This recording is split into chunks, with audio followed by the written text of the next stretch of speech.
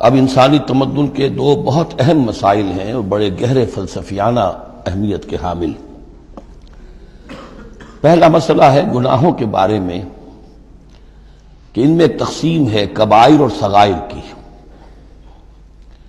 بڑے بڑے گناہ، سب سے بڑا گناہ شرک ہے، کفر ہے۔ پھر یہ کہ جو فرائض ہیں ان کا ترک کرنا کبائر میں شامل ہوگا، جو حرام چیزیں ہیں ان کا ارتکاب کبائر میں شامل ہوگا۔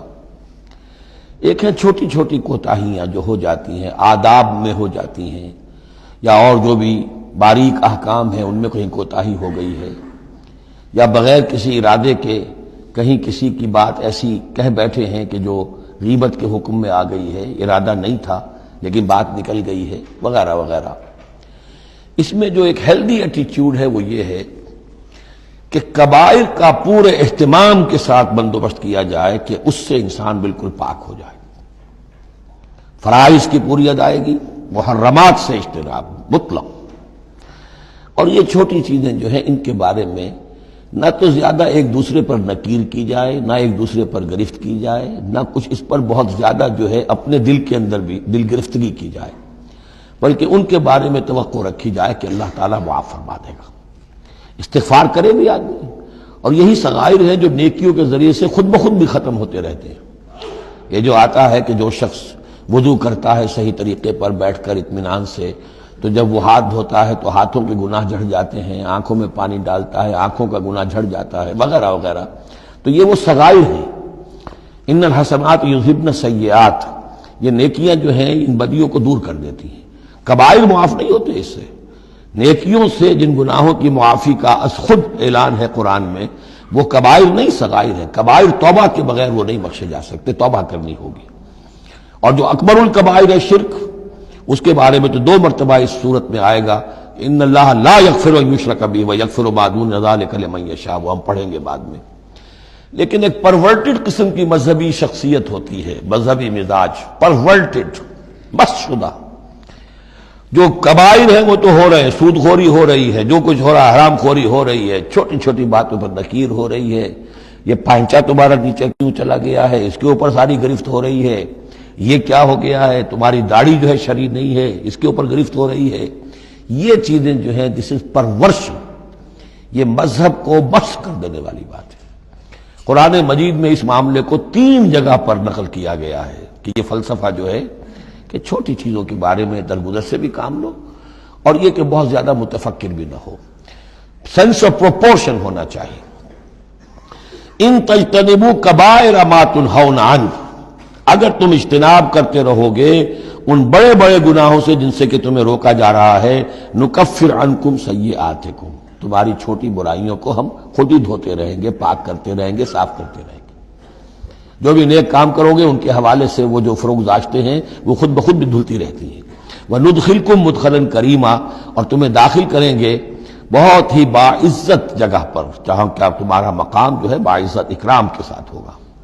یہ مضمون سورہ شورى میں بھی آیا ہے، پھر سورۃ النجم میں بھی ہے، 3 مرتبہ یہ مضمون قرآن میں آیا ہے۔ دوسرا مسئلہ جو ہے انسانی معاشرے میں وہ فضیلت کا ہے۔ اب ظاہر بات ہے کہ تمام انسانوں کو ایک جیسا تو نہیں بنایا ہے اللہ نے، کسی کو خوبصورت بنا دیا، کسی کو بدصورت بنا دیا، کسی کا قد اونچا ہے، کوئی ٹھگنے قد کا ہے، لوگ اس پر ہنستے ہیں، یا کسی کو مرد بنا دیا، کسی کو عورت بنا دیا۔ اب عورت اپنے اندر ہی اندر کڑھتی رہے مجھے عورت کیوں بنایا، تو اس کا حاصل کیا ہوگا؟ یا کوئی بدصورت انسان ہے، ٹھگنا ہے کسی اور اعتبار سے، دوسرا شخص ہے وہ دیکھتا ہے کہ وہ تو بڑا اچھا ہے، تو اب اس کے اوپر کڑھنے کی بجائے کیا ہونا چاہیے کہ اللہ تعالیٰ نے مجھے جو کچھ دیا ہے مجھے اس کے اوپر صبر اور شکر کرنا چاہیے، اور جو فضل ہے کسی اور چیز میں بھی ہو سکتا ہے، میں نیکی میں آگے بڑھ جاؤں، میں خیر کے کاموں میں آگے بڑھ جاؤں، میں علم میں آگے بڑھ جاؤں، تو یہ چیزیں جو ہیں انسان دوسری چیزوں سے اپنی ان کی تلافی کر لے، بجائے اس کے کہ ایک نیگیٹو اس کی سائیکالوجی ڈیولپ ہوتی چلی جائے، کڑھنا اور اندر ہی اندر جھڑتے رہنا، جس سے کہ پھر طرح طرح کی جو ذہنی بیماریاں پیدا ہوتی ہیں، انہی کانفلکٹس کی وجہ سے، انہی فرسٹریشنز کی وجہ سے مینٹل بیلنس آدمی لوز کر بیٹھتا ہے۔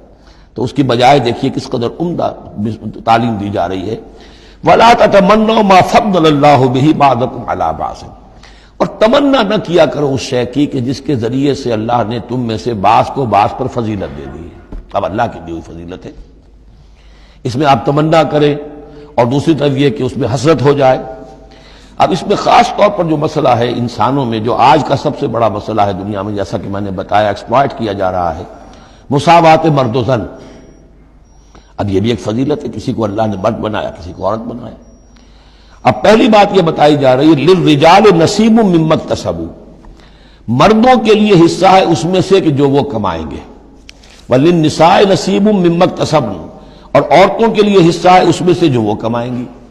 یعنی جہاں تک نیکیوں کا معاملہ ہے، بدیوں کا معاملہ ہے، خیرات کا معاملہ ہے، حسنات کا معاملہ ہے یا سیئات کا معاملہ ہے، اس میں بالکل ایکویلٹی ہے۔